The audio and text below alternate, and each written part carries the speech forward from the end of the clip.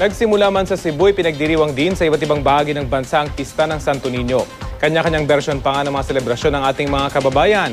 Balitang hatid ni Katrina Son.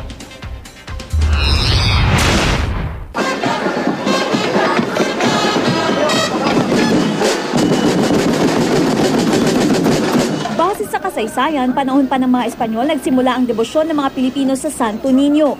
Ang orihinal na imahe ng Santo Niño sa Cebu, pinaniniwala ang natagpuan sa isang komunidad sa bundok na nasira ng digmaan.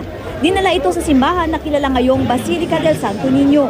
Dumaan ang ilan pang digmaan pero nanatiling buo ang imahen. Dahil dito, lalong lumakas ang debosyon sa Batang Jesus. Hanggang sa taunan ng ipinagdiriwang ang Sinulog Festival.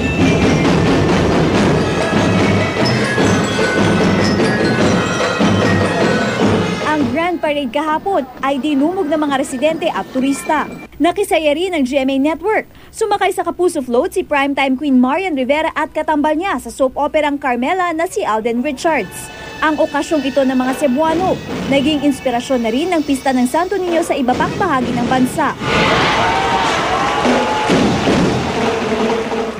Una na riyan ang dinagyang festival ng Iloilo na nagsimula na nitong weekend.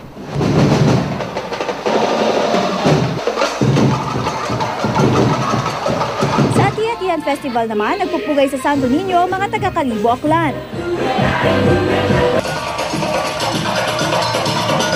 Ito naman ang Halad Festival ng Midsayap, North Cotabato. Taunan din itong ipinagdiriwang bilang pasasalamat sa Santo Niño. Bukod naman sa imahe ng Batang Jesus, bida sa pista sa Zamboanga City ang mga chikiting na nagparada suot ang kanilang mga costume. May dala pang maliliit na imahe ng santo ang iba sa kanila. Katrina Son, GMA News.